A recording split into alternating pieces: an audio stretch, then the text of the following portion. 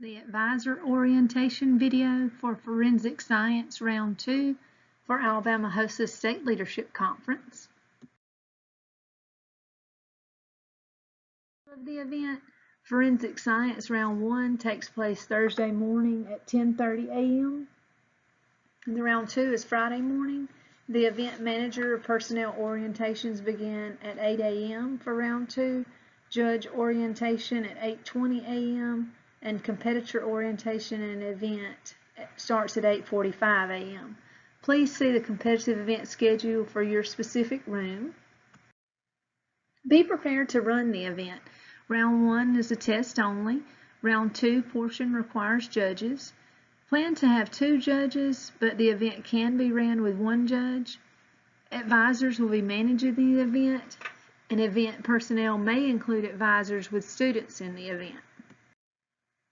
Preparations for State Leadership Conference. Print and review your event's guidelines. We know the importance of knowing how the event is really supposed to be conducted. The event manager is responsible for coordinating the event, and they will report to headquarters to get the event binder. The event personnel should plan to meet in the event room for event setup while the manager is gone to headquarters, and the personnel should start orienting the judges. Related to confidentiality, all advisors should complete the online confidentiality agreement prior to State Leadership Conference that's found at the link shown. Dana has also already emailed out that link. If you get to State Conference and people in the room have not completed it as far as the advisors, please do so online, maybe on the phone. The judge is not required to complete it. Hard copies are available in headquarters. Confidentiality has to be of utmost importance in order to assure equity in future events. Advisors and students are not allowed to enter or observe an event other than their assigned one at any time for any reason. Pictures or copies may not be taken of events, case studies, skills, or equipment. Round 2 specifics. These are 2-member teams. The 6 teams with the highest average score from Round 1 will advance to Round 2 and complete a case study related to forensic medicine.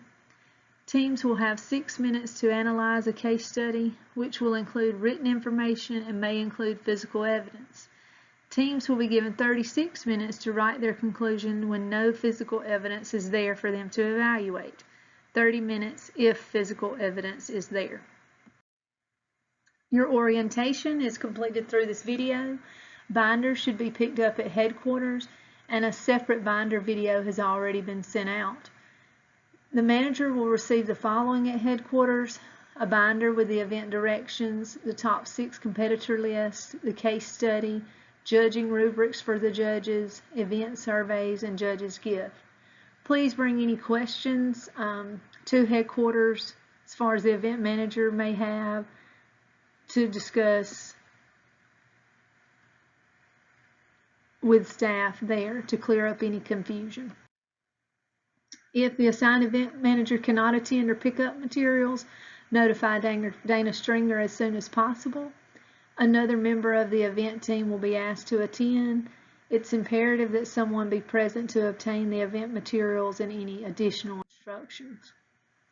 Here is a picture of the room set up from the guidelines. So it's important to know what the room should look like.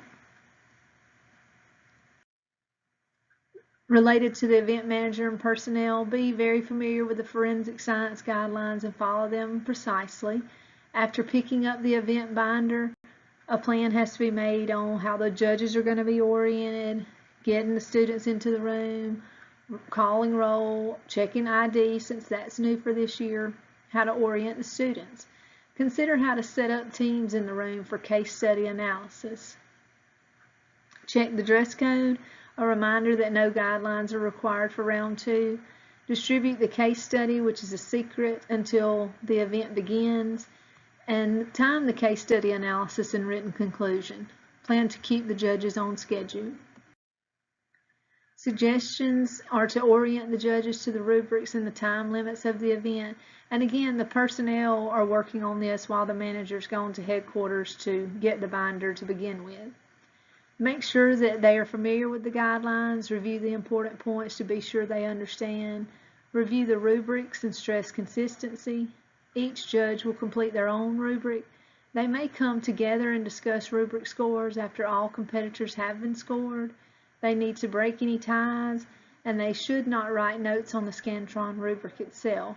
Use a notepad because these stray marks can make it where the Scantron will not be able to be graded. Remind the judges that they shouldn't give advice to the competitors. Thank you is acceptable, but good job is not. Advisors will notify judges if competitors did not follow the guidelines. Each room will have a table outside the door. Check roster and IDs and dress code at the table as they enter the room. We try to be discreet with the dress code, especially. If there is a dress code violation, keep it confidential. Have a second event person discreetly look at the student's dress and make a mutual decision. If you're unsure, err on the side of the student. If there is a violation, document it. Reminder on the master summary form we discussed in the binder video, and the points will be adjusted at headquarters.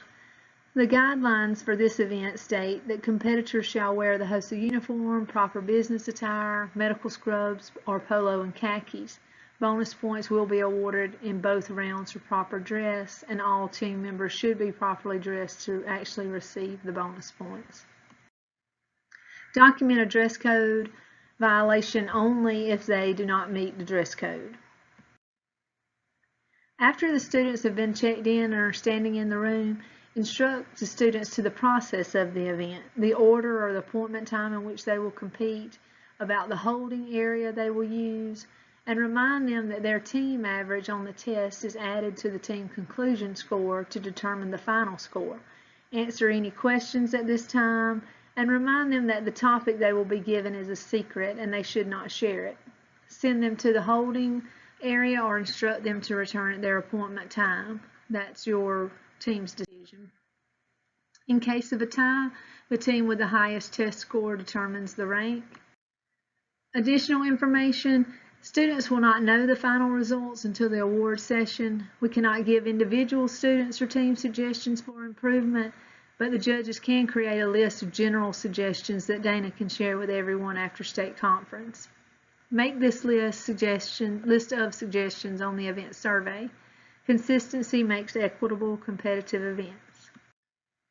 Keep the goal in mind, and our goal is to set an example of high standards and integrity for our students while being as fair and equitable as possible. These are leadership qualities we hope to instill in all our members. Be the example. Conduct the event as you would like others to conduct events for your students. If a student has a grievance, listen carefully. If you can fix the issue, fix it if it can be fair. If you're unsure how to fix it, or even if it needs to be fixed, refer to their advisor. Their advisor can bring the grievance to headquarters in a professional and confidential manner. Keep in mind that everyone is doing their best and that we are all human. When the event is complete, thank the judges, provide them with a thank you card and gift, gather all supplies and straighten the room, complete the event survey. All event personnel, managers, and judges should complete the survey. Refer to the event binder for instructions on what items should be placed in the front pocket, and make sure that all items on the check-in sheet are accounted for. Event manager and personnel should return the binder and all other supplies to the headquarters. Thank you so much for your help making our HOSA State Leadership Conference successful. We could not make it possible without you.